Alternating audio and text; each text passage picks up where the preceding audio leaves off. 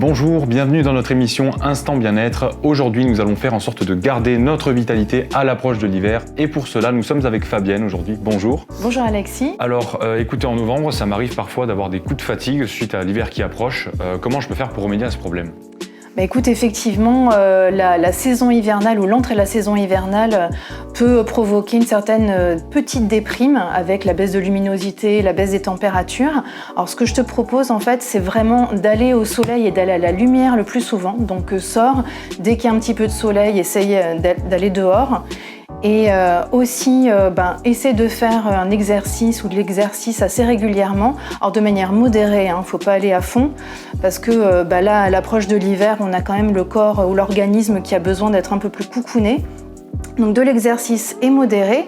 Et enfin, consomme des aliments qui sont riches en vitamine C, comme les agrumes, le citron, orange, mandarine, du kiwi, du chou kale, des légumes verts, voilà. D'accord, mais le problème c'est que moi il m'arrive d'avoir des envies de grignoter de temps en temps. Qu'est-ce que je peux faire pour éviter ça ? Ouais, c'est vrai qu'effectivement, à l'approche de l'hiver, notre organisme a besoin en fait de plus d'énergie pour nous réchauffer. Donc, ce que tu peux faire, c'est déjà manger plus ou augmenter ta ration de protéines animales et végétales.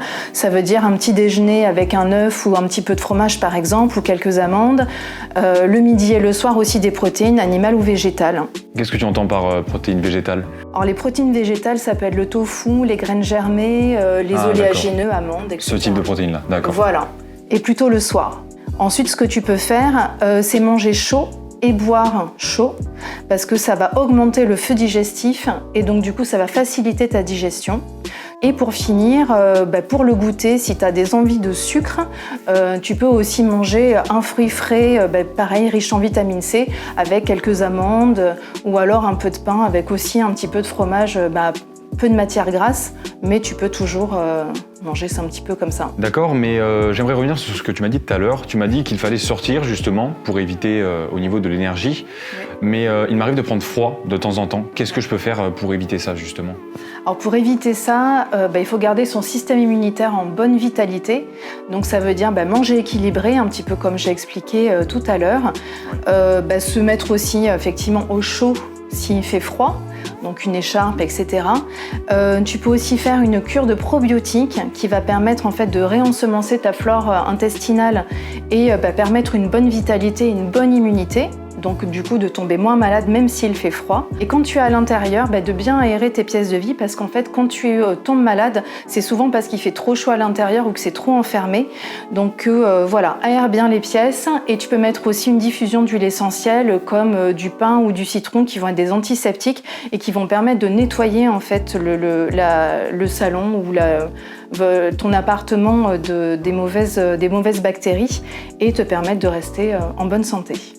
Bon très bien Fabienne, merci beaucoup pour tous ces conseils. Et on en a parlé tout à l'heure tous les deux entre nous, tu as une recette spéciale, une tisane contre les coups de froid. D'ailleurs, on va se retrouver au Biocop de Gaillac pour préparer cette tisane. Nous voici donc au Biocop de Gaillac pour faire la fameuse recette de la tisane anti-coup de froid. Donc Fabienne, qu'est-ce qu'il va nous falloir pour cette recette ? Alors pour cette recette, il va nous falloir de l'eau, si possible de l'eau filtrée, de la cannelle, du gingembre, du curcuma, des brins de thym, des feuilles de laurier, un petit peu d'ail et du citron et également du miel. D'ailleurs, j'ai pas encore récupéré le miel, donc je vais aller en magasin pour le trouver. Bonjour, alors je vais faire une tisane anti-coup de froid, donc j'aurai besoin de miel pour agrémenter ma recette. Ça se trouve bien. Qu'est-ce que vous pouvez me proposer ? Donc on a deux gammes en fait, deux origines. Donc producteur en production locale, donc on a un producteur qui vient de Saint-Juéry et un de Montgaillard, donc cette gamme-là. Dans le Tarn aussi. Dans le Tarn aussi, oui. Ouais. Alors pour une recette justement pour trouver un miel un peu crémeux, qu'est-ce que je pourrais prendre ? Crémeux, on aura celui-ci. Ouais. Donc miel de fleurs d'été. Voilà. Super. Donc de Cécile et David Francazal de Montgaillard. Ouais. Le reste, ça sera plus liquide en fait. Ok, non, celui-là me va très bien. Merci beaucoup. Avec plaisir. Alors ça y est, j'ai récupéré le miel, donc on peut commencer. Alors par quoi va-t-on commencer, Fabienne? Alors on va déjà commencer par faire une décoction de tous les produits qui ont besoin d'être bouillis avec l'eau. Donc ce sera la cannelle. Bon, pour ça je prends voilà, ce petit bout-là. Il faudra aussi le curcuma, le gingembre et du coup une gousse d'ail. Tiens, tu mets de l'ail dans la tisane? Oui, alors en fait c'est vrai que là tous les éléments sont des éléments qui sont vraiment antiseptiques, stimulants pour l'immunité, et l'ail est un très très puissant antiseptique. Là on épluche le curcuma, un anti-inflammatoire digestif, mais pas que. Mais c'est vrai qu'on l'utilise beaucoup quand on a des problématiques digestives. Alors moi je suis pas très gingembre, Ouais. Est-ce qu'au niveau des proportions je peux varier, mettre un peu moins de gingembre si c'est possible? Oui, tu peux. Après, j'allais dire en fait quelque part là, tous les ingrédients, ce sont des ingrédients qui sont tous à visée antiseptique. Donc s'il y a quelque chose que tu aimes pas, tu peux carrément l'enlever ou alors réduire la quantité. Donc mettre l'eau. Alors moi ce que je propose c'est de mettre 1 litre. Comme ça, ça fera à peu près pour 4 bonnes tisanes.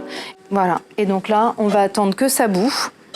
Et une fois que ça sera à ébullition, que l'eau sera à ébullition, on attendra encore 5 à 10 minutes. Bon bah ça y est, ça fait 10 minutes que du coup tout est en train de bouillir. Donc là, on va arrêter le feu. Hop. Donc là, on va quand même retirer l'ail. Après, on peut le laisser, mais c'est vrai que ça a vraiment un goût, donc on peut l'enlever, c'est pas mal. Mettre donc une feuille de laurier, un petit peu de thym. Bon, on peut même tout mettre. Allez, hop. Et on remet le couvercle et c'est reparti en fait pour infuser 5 minutes. Donc ça y est, la tisane est prête. Regarde comme elle est belle. Donc là, on va prendre un bol. J'ai déjà mis une bonne cuillère de miel et je te propose de mettre le jus d'un demi-citron frais. Un demi-citron. Et je me demandais, si la tisane, je veux en boire ce soir ou demain matin, par exemple, est-ce qu'il faut que je la réchauffe ou est-ce que tu conseilles de la boire froide?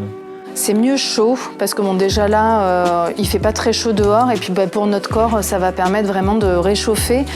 Je vais verser du coup la tisane. Donc il n'y a plus qu'à mélanger avec le citron et le miel. Et voilà donc la tisane. En tout cas, ça sent très bon.